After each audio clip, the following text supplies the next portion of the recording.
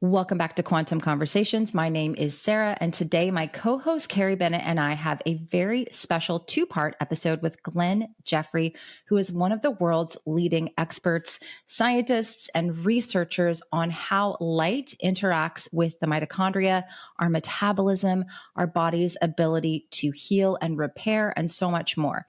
Now, Glen has really been studying how, in particular, red and infrared light impact the mitochondria. And again, things like our metabolism, blood sugar responses, insulin. He also has studied blue light extensively, as you'll hear in this interview, and how that can actually cause people to gain weight and have blood sugar issues. So these are topics that Carrie and I discuss all the time here on Quantum Conversations. And Glen is just a really lovely, fun person that we thoroughly enjoyed speaking with. Again, this is going to be divided into two episodes. So make sure you're subscribed so you can catch both parts. And quickly, I wanted to let you know, Carrie and I are extending our VIP Health Transformation Summit upgrade deal. Now, this deal allows you to get about $2,000 worth of courses for $99. I'll put a link in the show notes and in the information section for you so you can check out some of those. But through this link, you'll be able to get my 3-day leptin kickstart, my circadian health for the busy person, Carrie's nervous system and nature course, and again, about 12 other courses from creators who were a part of our Health Transformation Summit. And you'll also get all of the recordings in case you missed them. So again, that'll be in the pinned comment as well as in the show notes. I hope you enjoy this episode with Glen Jeffrey, and I will talk with you again soon.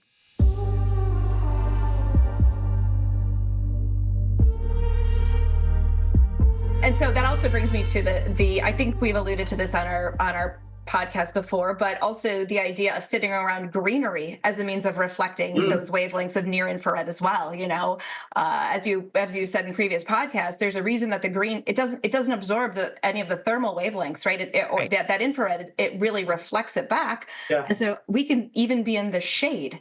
I think we don't even have to be in direct contact with the sun, because that's another hurdle for a lot of people to overcome. It's like we've been conditioned to believe that the sun is bad for us and we should never have it touching our skin unless we're fully covered up. And it's like, okay, you know, if you're not willing to go there and think that it's helpful to be in the sun, start in the shade and know that you're still getting a benefit of the near infrared being reflected back to you. Yeah. The architects are really picking up on that one big time. So, you know, the north side of a building, putting greenery on it, getting a lot of reflected infrared. This all really came out of my colleague, Bob Fosbury. Bob's an astronomer. He spent a lot of his life looking at atmospheres in exoplanets and looking for the sorts of things that would support life. And the sorts of things that he was looking for, the sorts of things that would reflect infrared light. So he breezed into my life and told me all these things. And I thought, I didn't know anything about that. And a great example of pulling down the silos between different areas of science. So he's burst into my life and into Scott Zimmerman's life as well. And along with Roger Slodd's, things have changed a lot. Yeah. I love it. Can we go back to the eyes as well? Because I think you said a hidden gem that you were talking about way earlier in the podcast that I think would intrigue a lot of our listeners who potentially are looking to prevent macular degeneration and other degenerative conditions of the eye. And it's that the exposure to the red wavelength was beneficial if it was given within a certain time period of the morning, right? If it was given in the morning. So can you talk a little bit more about that research so people have that really a good grasp of that? Yeah, I think if you've got a clinical condition like macular degeneration for which there is no cure, right, there may be a way of just dragging it, making it drag slowly. Certainly the case that the experiments that we've done always in the mornings, the afternoons has relatively little effect. We've got a clinical trial running at the moment for retinitis pigmentosa, an inherited retinal disease that's blinding, for which there's no cure. Mornings again, the whole clinical thing is around the mornings and morning delivery. Our initial experiments, our initial clinical trial didn't work, and I was bitterly disappointed. clinical trials are a lot of paperwork. And I'm absolutely awful at paperwork. Yeah, I had to sign my passport application time 3 times because my signature went out of the box. I don't do regulations very well. And it failed for a number of reasons. We weren't that tight on time of day. But secondly, the red light works very well in certain conditions if you catch them early. But if a disease has grabbed in, if you've started to lose a lot of cells in your retina, it's very, very difficult to grab it. And the same has come out of Parkinson's disease.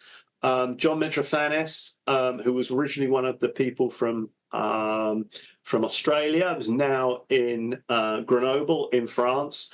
Great results on experiments with Parkinson's disease, which is fundamentally a mitochondrial disease. Mitochondria in this little bit of your brainstem fail, and then suddenly you progressively lose motor control. Mm-hmm. If you induce Parkinson's disease in things like primates and you give red light very quickly afterwards, in the mornings, you get retention of function in spite of the attempt of pathology to develop. If you let that pathology develop and the cells start to die, your ability to grab it is less. So we've got to think about time of day. We've got to think about not getting people's expectations up. If you've got macular degeneration and you've lost your central retina, the macula's gone, well, we missed the opportunity. And I think people should be very, very realistic about that. We missed the opportunity. Maybe if we give you red light, I would still, if I was in that situation, take it, but I would be taking it with different expectations. Maybe I'm going to slow the rate at which that diseased bit of retina expands. But we don't really know. The trouble with macular degeneration is it's such a long disease. You know, so you do something, you do an intervention, and maybe the metric you really want to find is 5 years later. You just don't know what that metric is. Sure. Yeah. I also think a lot of the research that's being done on red light therapy, specifically for eye conditions, and maybe they're not showing as big of an effect as you want, especially once there's a greater progression into the disease. They're also not controlling for their dominant blue light environment, especially at night. And so perhaps the combination is, and this is just me being a hopeful clinician, but perhaps the combination of mitigating exposure to those really harsh blue wavelengths all day long, but especially at night, in conjunction with morning red light therapy, has maybe additional benefits. Absolutely. You know, my biggest problem with patients is you don't know what they do when they leave you. Right. You know, and they don't always tell you the truth. It's not that they're actively lying. It's just sometimes they think they're doing better things than they are really doing. Sure. And it generates an enormous amount of noise in data. Just enormous. I'm battling with one of those issues, which red light, if I give red light, 99.99% of people are getting improvement in vision. In fact, actually, I think I can say 100% of people that we've treated, we've got an improvement in vision. But the degree of improvement is highly variable. Some people, it's I can increase their color contrast ability by 2%. Some people, it's by 18 to 20%. I get these people, I sit them down and I say, okay, what did you have for breakfast? You know, what do you do? What do you do at 10 o'clock at night? How many glasses of wine do you drink? And they never answer that one correctly. They always get far less. It's the noise within humans and the fact that they very often think they're telling you the truth and sometimes they're not. And it's the inability of me to find out what the right question is. I don't know what I'm going to get there, but there's one lady I didn't really improve very much. I've asked her every question, including some fairly personal questions about what is it?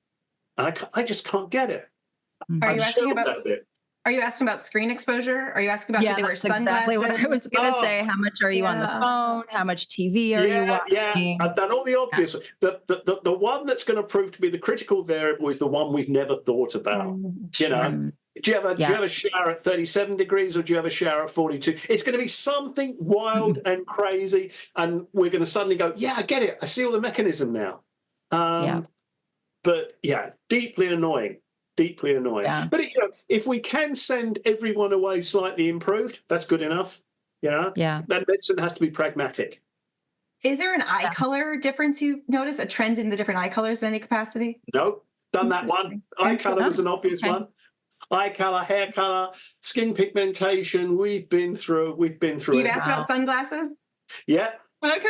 Yeah. Yeah. Okay. This is going to be a fun one for me to rack my brain. You're going to get an email at like 6 o'clock one morning, be like, what about this? Yeah. Exercise, diet. Yeah. Crazy. Okay. Are you familiar with the research by Arturo Solis Herrera on melanin? Yes. Well, I'm aware of them. Yeah. But go on. So in tissues that are highly melanated, melanin actually starts to act as a energy producer because melanin can split a water molecule. It can absorb all wings and then generate essentially molecular hydrogen, an electron donor for a tissue, and the oxygen for the tissue as well. So I'm just wondering if melanin's a variable in there that we would need to look at, where you look at deeper into like the retinal pigmented epithelial tissue, something along those lines. There's a whole kind of exploding story in that kind of general direction. I mean, the retinal pigment epithelium, feeds your outer retina. Why is it that if we give kids red light, we slow myopia? Right? Now, myopia is the tissue that sits next to the retinal pigment epithelium. I'm not ignoring the issue on splitting water.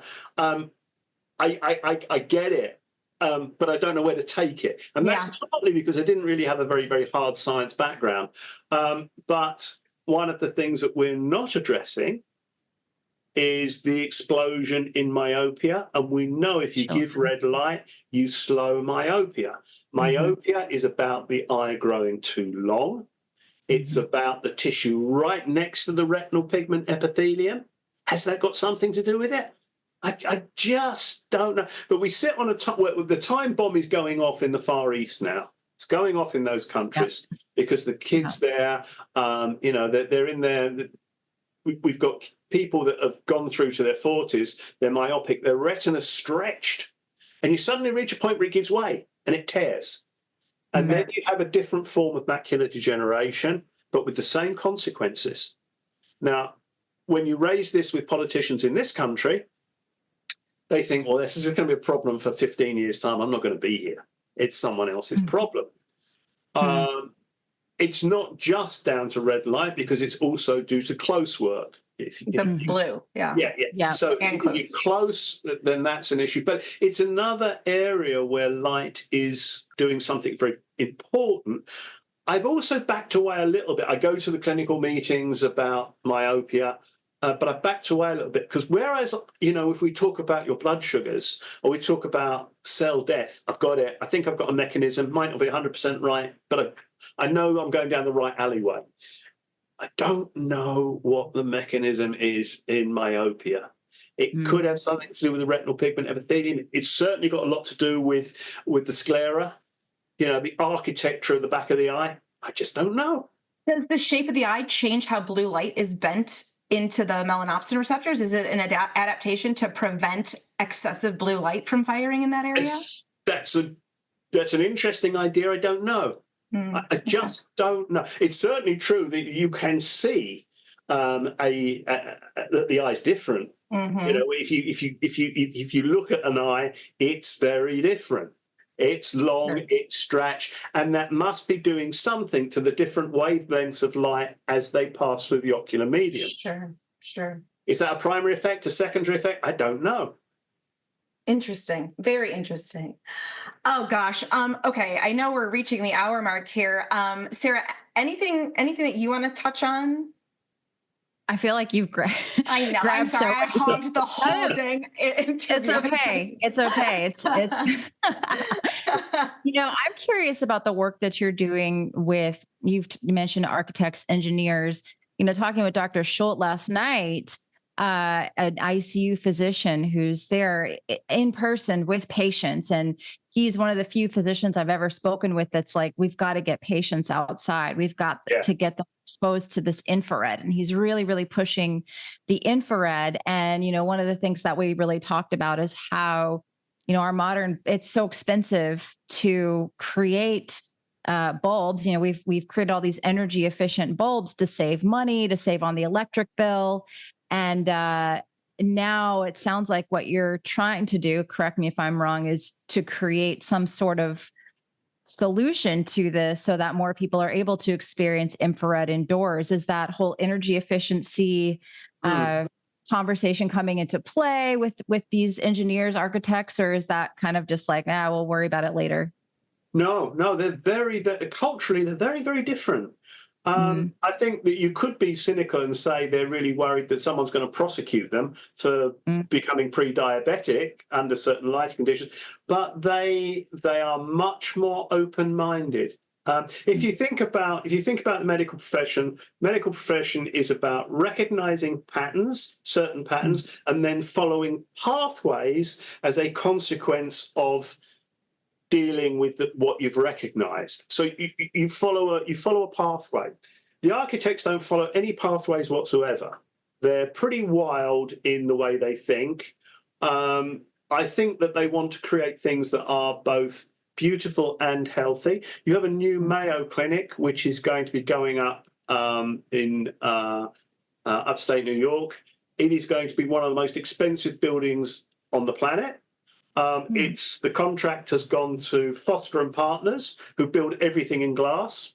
And the Mayo Clinic said to them, you make sure that the light's good and you make sure that the air is good. Well, Foster and Partners had no idea what's going on, and they turned up at our door and they started to talk to us. It was not only, but there was a genuine interest in them to create healthy environments, because all the glass they're putting up has got infrared coatings to block it, to control the temperature. The e-glass, correct? Yeah. So we've got to find a compromise there. Yeah. I mean, we can't have all this infrared coming in, we lose regulation of temperature, but we have to find a compromise. And the architects are saying compromise. I have a compromise, and I'm waiting for someone to do this. I want an architect or someone to know this. I want one window in key positions in buildings to be quartz crystal, so all the wavelengths can pass through. Yes. Yeah. If it's about sitting position, right? They're very good at sitting positions. Sitting positions, maybe we let the corridors go, right? Maybe we let certain areas go. But we have to identify rooms, though. Yeah, we've got to identify key positions. Yeah. I mean, I think that's at the back of my mind, but you've said it explicitly, and that's really important. Yeah. I can't wait. We want architects. Come on. I can't wait. We have and then we need to move the buy all your windows. Yeah. Homes, schools. I mean, these children I feel the most for, because as you mentioned, the myopia crisis that they're really seeing in China with these children, glued to their screens, and now all these children getting myopia. And I think about the kids here, I've got a 17-year-old and a 2-year-old, and my 2-year-old, I keep thinking like, I can't send him to a regular school. I keep him in an environment now where he's outdoors all the time and we don't do screens. And it's like, as soon as you send the kids to school, they've got the bright overhead lights, they've got the iPads, they've got the windows that you can't even open in a lot of the schools, and they're blocking everything out. And it's like, wow, these, everyone's talking about the food and how bad the food is for our kids that we're giving the kids, which I 100% agree. But I feel like, especially after talking to Dr. Schultz last night, it's like the light and the lack of infrared. What is that doing to the health of our children and their vision? And it's just, the mitochondria. We had a great story here that one of the senior clinicians told me about. In some communities, you tend to find higher incidence of eye problems. One community where there are a high incidence of eye problems is within the Hasidic population. You notice they tend to wear thicker glasses. And a family had come in for genetic testing, and there were 4 children, mother and father, and 3 of the children had really, really, really thick glasses and had myopia, and, it wasn't looking good. But the other child didn't. And so the clinician said, you don't have glasses. And the mother got kind of a little bit upset and said, yeah, he plays football and he won't read the Torah. So he had an outside life. He wasn't doing his close reading. He was annoying his parents beyond belief. He was one of those kind of rebels. But it's interesting. The thing about Roger is Roger keeps coming up with what could be considered anecdotal stories. The trouble is, you sit back and you think, crikey, there's this big part of anecdotal stories, as there is for that Hasidic family. But when you see enough of them, you've got to pay attention. Yes. And Roger's great at that. Absolutely great at it. Yeah. Yeah. Yeah. As a clinician, I love anecdotal stories because, like you said, enough of them add up and you start to see patterns in your own patient population as well. And it's like, oh my goodness, that's fascinating. Yeah. I just thought of a question, Glenn, that will be probably one of the first comments on this YouTube video. And that is, we want to talk a little bit about why we both use more red light therapy in the winter really quickly. Yeah, absolutely. Come summer, it is so easy for me to pop outside for 5 minutes here, 10 minutes there, take the clothes off and just soak up the natural light, right? And I know you do. I know you do the same. And it's beautiful because we're getting all of those red and near infrared wavelengths from the sun and imparting all those healing benefits from sunlight. But come, November, December in Michigan, there's very little opportunity for me to do that. It's just too cold, and so I'll go outside and get my light signaling through my eyes, but my skin really, that infrared and red that I want to absorb through my skin is just lacking. And so that's why I would highly recommend if you live in an environment like that, you consider using a red light therapy panel in the winter. It can be the biggest game changer. Yeah. And we both love the Bon Charge Mini. This is super convenient. You can take it with you traveling. You guys don't know when I'm recording the podcast, half the time I have it on my low back or somewhere in my body to mitigate some of this blue light. And for the months of November and December, you can use the code QuantumPod25 for November and December only to get 25% off the panel or anything on the Bon Charge website. Carrie and I are both big fans. Yeah. And one more thing really quickly with that. It's a great gift too, right? If you want to start getting people involved in this lifestyle and say it's the most convenient way, if there's a mom that who needs to tend to boo-boos and aches and pains for kids or earaches, tummy aches, sore throats, it's a phenomenal gift to give as well because it really can wipe away pain very fast. I love it. All right, check it out. Link is in the show notes. But what if I tend towards low blood glucose? Will red light ever create a low blood glucose situation? Hypoglycemia. Or is there like a metabolic intelligence of the mitochondria to not dip below what would be a standard blood glucose range once it reaches a certain point? I actually, honest with you, I don't know. I just don't. And again, those experiments are going to be done in people. Right? I don't have enough people walking through the door. But it is that's a very kind of mentally flexible question. There are so many things I don't know. I can put my hand up and say that I think in the vast majority of cases, this is completely and utterly safe. I've got it through ethics committee after ethics committee. We've got kids with mitochondrial disease who are in a very poor state that we're giving red light to, and I got that through ethics. There's always going to be one. The other one, people say to me, what about moles? I go, what about moles? Moles live under the ground. They're all right. So this can't, there's got to be a problem here. Well, I've got to be honest with you. I don't know anything about moles. I can't. They have different photoreceptors, perhaps, right? Right. You never know, right? Perhaps. I have dug a hole and put a radiometer under it and a spectrometer, and not much light goes under there. I can tell you that. There you go. They work on magnetism. That's magnetism. Exactly. I mean, there's some interesting studies on magnetism and circadian rhythms and how that is able to kind of act as a backup mechanism. So there's always a biological answer. Evolution. We don't always know it. No. A few years ago, we didn't know anything about red light. Right. And I couldn't spell mitochondria. Things move on. Right. Exactly. I have a question about, go ahead, Carrie. I was just going to say, I'm just wondering if enough people are going to be listening to this, if you live anywhere near where Glenn is talking about and ever want to volunteer to be one of his research subjects. Yeah. I feel like we got enough of a UK group that they might be willing and able. Yeah. So And I'll probably put this on my channel also, so we will get a bigger sample size too. Yeah. Cool. All right, go ahead, Sarah. Just to go back a little bit to what you were talking about with red light, because one question I get constantly, and I know Carrie does as well, is like, when should I do red light therapy? What's the best time of day? And, what I felt like I gathered from this conversation is that you see the most mitochondrial benefits for red light therapy in that earlier part of the day, and not as much at the end of the day. Have you ever looked at doing, and just correct me if I misinterpreted that, but have you ever looked at the implications of possibly doing red light therapy after sunset too late in the day, and if that would create any sort of an issue as well? In animals, you don't get any effect. If you look at flies and bees, no, you just don't get an effect late in the day. You don't get an effect at night. The effect starts to pick up about half an hour before perceived dawn. Right.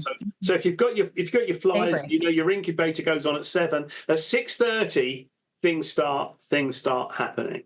But when it comes to humans, I try to look at what their patterns of behavior are like. So kids, I say to the families, grab your light, because they have a little torchlight device, and before you get out of bed, stretch out and just stick it over one eye. And we build it into a pattern of behavior that works with all of them. Don't know why it works, but it works with all of them. When you've got elderly people, in fact, you only probably need to do this twice a week. But if you say that to them, then they're going to say, "Oh, was it a Tuesday or was it a Wednesday?" So you've got to move around their behaviors. So with older people, I say, get up, make a cup of tea, and while you're making your cup of tea, use your red light device, and do it every day. Doing it every day you're wasting battery energy, but that's the only downside of it. So you've got to build things into people's patterns of behavior. The other one that one of my colleagues is very keen on is having something in a shower, a sealed unit in a shower. You're naked, so you get lots of red light. It's a pattern you have every day. And you're in, I don't know how long people are in a shower. I'm in a shower for generally about two minutes. It's an appropriate period of time. It's an appropriate time of the day, and you're just building a pattern into your life. Perfect. So when you're having let's say the elderly shine it, is it with eyes opened or eyes closed? I tell them it's entirely up to you. I can't find a difference in the outcome. Okay. What have you looked into? So one of the things and then Sarah and I are dealing with a couple circadian rhythm as well. And so sometimes what we see is when people wake up, and let's say they wake up at 5:30 in the morning, and if they do a large red light therapy panel right off the bat, the brightness alone starts to phase shift their circadian wake time earlier. So I'm just wondering if you notice, and if you have any, evidence of that in using like a torchlight, for example, over the eye. No, because in the torchlight things, first of all, I don't think we've done enough, right? Secondly, I've not asked the question. And thirdly, I'd be unsure of the route forward with that. And with me, one of my biggest issues is compliance. Yeah. I'm forcing you to do something at a certain time. We've had some real disasters on this. There's an inflammatory disease of the eye called birdshot, and it's an autoimmune disease, and we had very, very small N, and it wasn't significant. And then we found out one of them was using it in the afternoon, and and then I took that person out, and then I felt not happy doing stats on this small number of people. So my life, in many respects, is bogged down by pragmatic things with subjects. Sure. I know from my mother, she won't do what I ask her to do. Right? Same. Well, I've got 2 aged aunts. In them, I've gone in there and I put the lights in places where they come on anyway at certain times of day when I know they're in the kitchen. Right? Everyone's still alive at the moment, so everything's good. Yeah, human behavior and compliance is something that we work with a lot as well. So I totally get it. It's like we're not always going to have the exact answers we want, because human behavior is quite a variable to have to control. Oh, yeah. Exactly. It's a 100%. Yeah, 100%. Anything else, Glenn, that you think? One last thing, if you're, what I find intriguing is we mostly assume that the mitochondria we've been dealt with from mom, say, are the ones that we're stuck with. And it looks like you've done some research to indicate that even if we've inherited, quote unquote, the predisposition for mitochondrial diseases, that there is some hope there. Well, mitochondrial disease, there is hope. But, again, it's not curing a disease. In mitochondrial disease, you've got a typing error in mitochondrial DNA. They're unique in having their own DNA. So they've just got an engine that's really super inefficient. And you see these poor kids, they're hunched. Some of them die relatively early through cardiac issues. I'm not curing them. What I am doing to some of them is I'm getting them to stand up, and I'm getting them to function a bit better. So they've still got those really awful mitochondria, but as Bob Fosbury, my colleague, says, we just lubricate. We lubricate the respiratory chain. The moment we stop lubricating, so if we stop because, if the kid gets urinary tract infection or something like that, we always stop, and they drift back. And then why do you stop during an infection? I'm just curious. Sorry? Why do you stop during an infection? I'm curious. Well, in the early days, we didn't know what our limits were. And so when there were any confounding issues, we stood back. We just stood back. Now, things are looking pretty good now. I was very nervous about anybody with a proliferative disease, such as cancer. Red light can stimulate cell division. So anybody, if you had a tumor 20 years ago, no, we move away from that. That's changing again. We're learning more. And in fact, I examined a really great PhD a couple of weeks ago in a student who was looking at ordinary lung tissue, tumorous lung tissue, ordinary kidney, tumorous kidney, and comparing them with red light. And the red light certainly improved the health of the tissues that were normal. But what was really interesting and made me feel super good, although I'm still not changing my attitude, is that the red light did not kill the cancerous cells, but it slowed the cancerous cells down. Now, I don't know why it does that, but I'm a lot more liberal about where I'm suggesting red light and where I'm a lot more liberal than I was. When we moved forward originally, I could not put my hand on my heart and say, I am completely unaware of any black hole somewhere. I've not found the black hole. I don't think the black hole's there, but, particularly with young children, you just got to be ridiculously safe. Ridiculously safe. Sure. Safety first, of course. Pregnancy, first do no harm. Yeah, absolutely. Really, are you familiar with Tina Carew and her photobiomodulation work? It's the only reason I want to learn Russian. Tina Carew did groundbreaking work, absolutely, and she was ignored for years. Wow. Her work, we all thought we were making discoveries. We were a lot of the time. We were going back and repeating Tina Carew's experiments. I've never met her. I'd love to meet her. I think she's still alive. Videos I've seen are very much an older woman. It's very often the case that there is some great science done in Russia and in Eastern Europe. It's very good mechanistically. Absolutely. The battle we've had with bacteria and the work they did on phages, specific organisms that eat bacteria, was outstanding, and it got lost. Right. The red light stuff almost completely got lost. Right. And I don't think she got the credit she deserved. She was a woman. She was working in the wrong part of the world. She had it stacked against her. But I think she's aware that what she's done has taken off, or she certainly was aware at some point. Love to meet her. I just keep getting drawn to the 4 wavelengths of light that she highlighted for cytochrome C oxidase in the mitochondria, 620, 680, 760, and 820. I'm just wondering if there can be a combined effect, because I'm all about water, right? I'm all about cytochrome C oxidase, basically. And so it's like, I'm just wanting someone to do the research where they take her 4 wavelengths for those photoreceptors there and see if we can get some form of beneficial effect for those. So. It's a very sensible idea. In fact, I would almost say we owe it to her to do it. Right. But I don't think it's going to happen. I know. Even all these commercial companies, who don't really read very much and they don't think very much, they haven't picked up on that one. You've got these devices.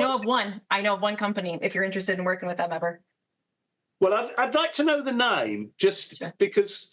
So it's Soleil Well. Soleil, the French word for sun, Soleil Well. Kelly Bento the owner has been studying this extensively, and she's specifically highlighting the wavelengths that Tina's using her. And I've used her products with clients, and it is really impressive, the results that we're seeing. So, okay. FYI. Good. Well, I didn't know that. I hope Tina knows it. I hope so too. What Kelly has too is a flashlight as well. I'm obsessed with my torch. Yeah, it's got those wavelengths in here, and so this has been. If you're talking about a tissue that's losing energy, essentially the mitochondria can't produce enough. An injury, right? An acute injury, for example. I've seen people shine this on dislocated fingers. And you do it more than the dose response curve would initially indicate, but in a tissue that's losing energy, it's almost like you have to shock energy back into the system, or like you said with cytokines, really give a healthy burst of reactive oxygen species to create some signaling effect. And the before and afters in such a short amount of time are really astronomical. Yeah, I think the use of I think we're getting somewhere with the use of lights in critical care. We've now got some critical care units really listening. But the use of lights pre and post surgery, I think, and particularly for, that kind of furniture removal surgery, like hip replacements. So Bob Fosbury had to have a hip replacement, and he did amazingly well. Of course, he knew exactly what to do, and was walking quite well within a few days. And Roger's got lots of those anecdotal things. Now, if it's wrong, if it's all a pile of rubbish, what's the worst case scenario? I look like an idiot. People have wasted a few dollars on something. It's not like we've given them immunotherapy that's cost millions of dollars to develop. Right. And we know that there's enough really legitimate scientific research as well on things like where they've shined red light therapy on a knee and people had subjective improvements in anxiety, right? Where it's like they were trying to, and so, there is always a systemic benefit that can be had as well. I don't really see a downside to it either. Yeah, exactly. I always talk about, the radiologists, because the radiologists knew about systemic effects. They knew about the abscopal effect. You irradiate a primary tumor and many secondary tumors will stall. They won't go away, but they'll stall. Someone's talking to someone, there's a conversation going on here in the body. That would be, if you think about big science, conversations in the body and how they happen is a really interesting topic. Because I've found cytokines. I think I've just found one small little corner of that problem, there's a whole Reuters out there spreading information around that I don't know about. Well, we can always chat behind the scenes at some point. It's a topic that I love. But, we've hogged, I think, enough of your time, Glenn. It's been such a pleasure. Sarah, any last little things, before we wrap this up? I love this whole conversation, and I'm so appreciative of you and your time and all the work that you're putting in here. And we definitely need to continue to stay in touch and hear about new developments. And, I think we're all just really lucky that you're doing the work you do. And I really appreciate it, Glenn. Well, we've slowed down. We've slowed down some of our work with the whole aim of now talking. Because there's no point in scientists doing things that they find really interesting and fun if they don't talk to people. And that means not talking to my colleagues. It means also talking to, a little old lady in rehab, who's got after, breaking a leg. The conversation has to go out. So it's a pleasure. And, it's a pleasure to talk. And also it's really nice that you've actually dug me up. I'm touched that you did. You're now officially on our list of research celebrities that we Absolutely. we love around the world. Absolutely. Yes. Yes. Okay. Yeah. So thank you very much. I've certainly enjoyed the conversation. Yeah. Yeah. Thank Yeah. you. And if people want to find you, do you have anywhere where you put your work up, website, anything like that, or they just need to be looking, Googling for new studies that come out? I've said you must have heard it on other talks I've given. I write off Sunday afternoons. In fact, I write off most of Sunday. I will answer people's emails. Oh, wow. I will do my best. I'm very easy to find. Glen Jeffrey at ucl.ac.uk, and that's all part of the program. This is an issue in public health. We've got to talk to the public. I love it. Amazing. I love it. Yeah. So thank you for doing that. Thank you for your time. Thank you for your research. It's just been a pleasure.